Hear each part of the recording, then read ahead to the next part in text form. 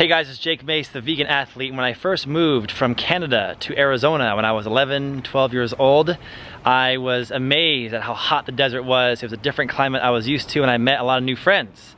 And when I first moved here, I moved to Scottsdale because my parents moved me to Scottsdale, and I have friends here to this day. And one of my friends, we're now all adults, he wants to build a garden. So we're gonna come in here and do some Jake Mace team consultation to not only help design his garden, but build it, a couple raised beds in a unique shape. And we're gonna let you guys come along right now for the ride from beginning to end. So I needed some firepower for this raised bed, so I brought in the equation, Greenie's Garden. Hey, what's up everybody? From greeniedigs.com. What's up guys? You guys, thanks for helping me out with this consultation today. Of course, we're excited. Of course, this is what you guys do, and if anybody's in the Phoenix area, Scottsdale, Phoenix, Chandler, anywhere in the Phoenix greater area that wants to grow a garden, whether it's fruit trees, permaculture, raised beds, or in-ground beds, you're the ones to contact. We're the ones who want to help you progress and make it happen. And grow your food at home. Of course, always. So go to greeniedigs.com. All the links are down below, and you can also give them some tips on your YouTube channel, Greenie's Garden. Yeah, go over there and just say hi. How did we become friends back in the day? I tried to buy azomite from you. Because we met up. How did you find me? I found you from YouTube. Really? Everybody else has, yeah. I found you from YouTube. You're a YouTube stalker? I guess, yeah. I just loved YouTube, and then I just needed azomite, and you were the guy who had it, so. And now we've been friends for a while. Yeah, for over a year. And we're helping to do some consultations for gardening together. Big time, yeah. So we're gonna let the audience out there not only give them all the appropriate links down below, but we're gonna show them beginning to end. Cool. We're gonna build these raised beds. We're building raised beds out of redwood. Right. Let's go back there and see what we got. Let's do it. All right, let's get it done. Let's go. So as we're walking back here to this garden, they have a lot of trees. You can see how I'm getting this diffused light. I'm in the shade. They got kids, so they got trampolines and playgrounds, and they have a really nice, like old school Scottsdale, very mature garden with a beautiful eucalyptus tree behind me. Look at that thing. And as far as relationship advice goes, I always tell folks 3 things will put you on the good list with your partner. One is clean up, do the dishes, do the laundry, do some house cleaning. That'll put you on the good list. Number 2 is bring your girlfriend, wife, whatever, some flowers. Flowers go a long way. And number 3 is build them a garden. So my longtime friend Austin, whose house this is, he's getting some major points with his wife by building her a garden. So we're gonna just give him some tips and help him to make this garden look sweet. So number 1 is we have to see how the backyard looks, see what existing trees are here in place, and we have to also pick a location that has a perfect microclimate so that this raised bed can thrive. So let's go see what we got. All right, we talked about this location right here where this playground is, and it just seems to me to be way too sunny. And so I wouldn't put a garden here because this sunny spot is on the western side of all these beautiful fruit trees over here. So what would happen is that if the garden was gonna go here, it would have morning shade and afternoon sun. That's the opposite of what we want, even though it's a big open area. So what we just did is we took this playground from somewhere else in the yard, and the 4 of us moved it here, because if I take you guys to this part of the backyard, this corner looks a lot better. If we pan the camera around, you guys will see how there's an open space here right now where Brandon's standing, and look at all the diffused light and shade. So if we pan the camera up, you guys will see how above us, there's all these beautiful trees. We're under this canopy of probably like 50-year-old eucalyptus trees and palm trees and olive and date palms. It's a really beautiful part of Scottsdale. And this will enable this garden to have morning sun, afternoon diffused light, which in Phoenix is the lifeblood of a good garden. And then the winter time, this is the southern direction. The sun's gonna drop lower in the horizon. And so there's nothing in the south. So that way in the winter time, this garden will have more light getting in to give the trees what it needs to photosynthesize, right? We all learned the word photosynthesis in school. So I love this location. It seems to me that this location will be best to give sun protection in the summer and lots of light in the winter. So let me show you guys the shape we're thinking of and what materials we're going to build this raised bed out of. Alyssa, I love your outfit choice for this garden today. It's perfect. Hey, so what are we building these raised beds out of? Redwood.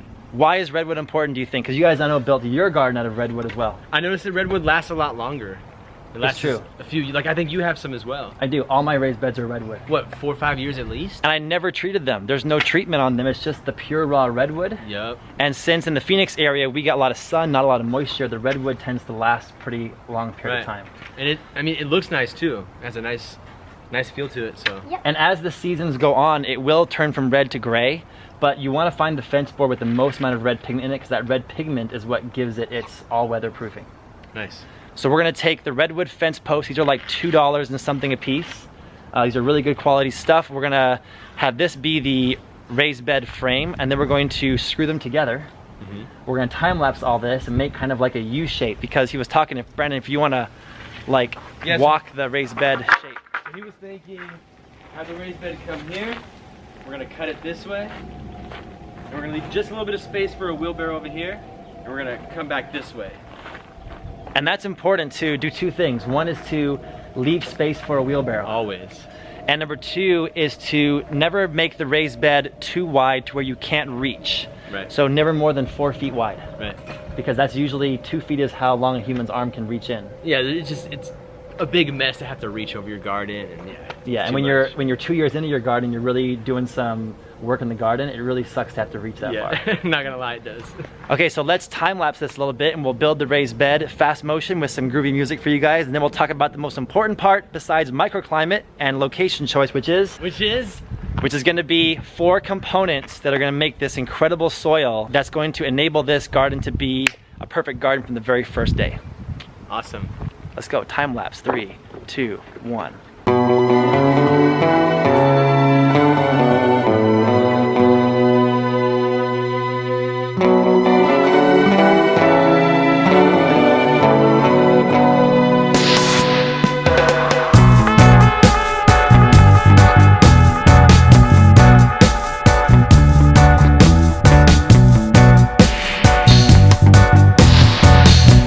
So tell me what you guys are doing right here.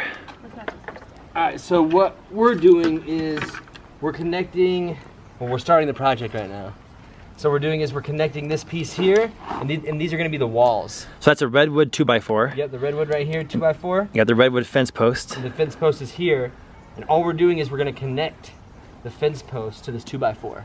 Now, the audience watching this video, you can build a raised bed out of any kind of wood or any kind of block or substance you want. Right, correct. But the homeowner here, Austin, wanted it out of the redwood fence board because it's redwood, it'll last a long time, it's easy, and it's easy for him to repair it or add to it later if he wanted to. I love the redwood, it's my favorite, so. But if the homeowner wanted to do like redwood 2x6s or anything else more substantial, you could do that. What's awesome about raised bed gardens is you can customize it to however you want. Or any shape. Or any shape, any form, anything. We're gonna try to get all this done in the next hour.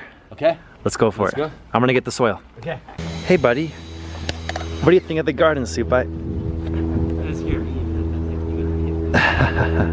Supai, come here. Come here, Supai. Supai, sit. Good boy, Supai. Good boy. Good boy. Yes, buddy. Yes, cattle dog time. Cattle dog. Australia.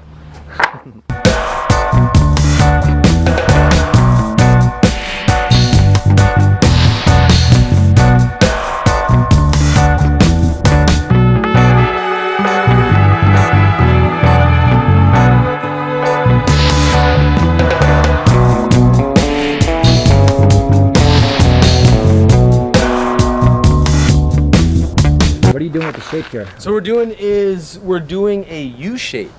So there's kind of like a little key area right here, which of course your veggies is gonna grow over. But this is gonna be the main growing area right here. The reason why I like this shape is because, like you mentioned earlier, you can kind of like get more into your garden, you know, reach for things a little bit easier. So we're gonna go with it. So the area that you're walking in right now, that's gonna be walkable always. Yeah, right here. And all the soil is going in that upside down U around you. Correct, yep. That's gonna be sweet. Inside here, so I'm excited to get started on it. I wish my garden was shaped like that. I am a big plant nerd, so I think this is an awesome gift.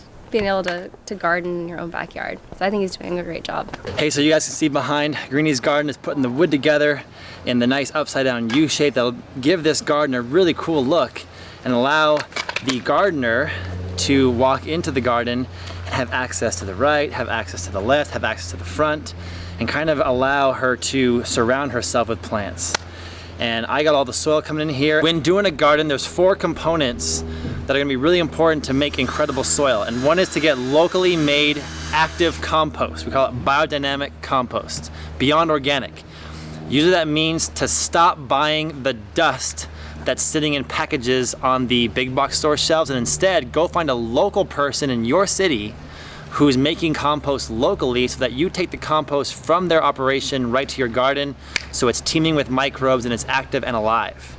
Second, we're gonna add coconut coir or coconut pith to the compost, which is gonna give it some spongy, moisture retaining properties. Third, worm castings. Worm castings is a lot of nutrition for the plants. We're gonna add in a bunch of bags of worm castings. And fourth, the rock dust. You guys can get azomite rock dust from jakemace.com at the gardening store portion of the website. But anywhere where you can get some rock dust, go online, search for rock dust, and azomite's a great brand because it has over 70 different kinds of minerals and trace elements in it. The rock dust is gonna infuse the soil with minerals and allow this to be the best tasting and healthiest food in town. So let's start adding the vegetable broth of the soil, which is the biodynamic active compost.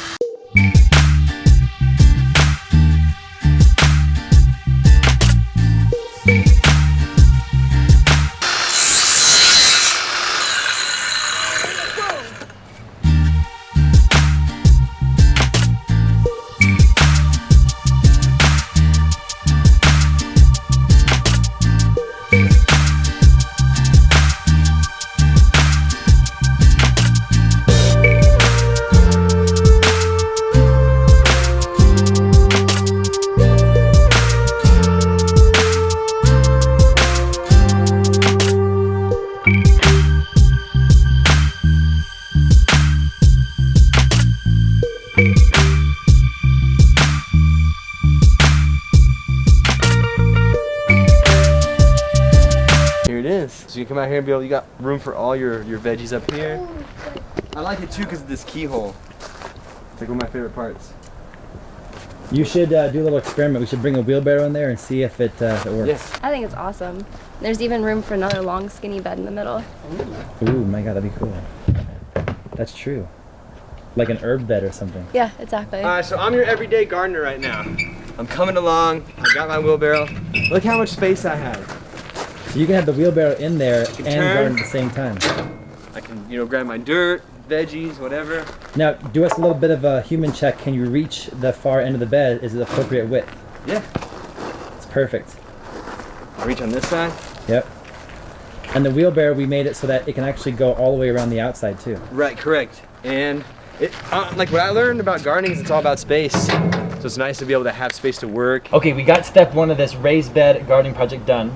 We got the hardest part done because we picked the appropriate microclimate. I would say, hands down, the most important part about growing a successful garden is where do you put it? Location, location, location.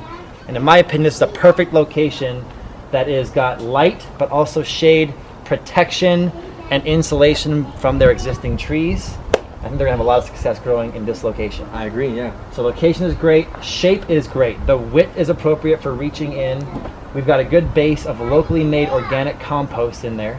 And then we're gonna come back in a little bit, in a week or so for part 2, and show what we're gonna put in the top part, which is gonna be worm castings, coconut coir, and rock dust powder. Cool. And then we're gonna show the plants they put in here and what they're putting in for irrigation system. And what if folks wanna have a raised bed like this, or they want fruit trees like this, or they want just a design that's professional like this that we did today for them? Can they contact you guys? It's super easy. All you have to do is go to greeniedigs.com. The link is down below. Yeah. You guys are also Greenie's Garden on Instagram, and you're also Greenie's Garden on YouTube. YouTube, yep, of course. Well, thank you for the help today.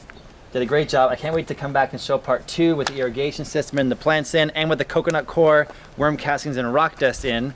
These guys have been friends of mine for a long time, so I can't wait to see what they can do with this garden, and I hope that everybody out there grows a garden with you guys. Yes. Because it's really important to eat your fruits and veggies, to go vegan, and to grow your food at home.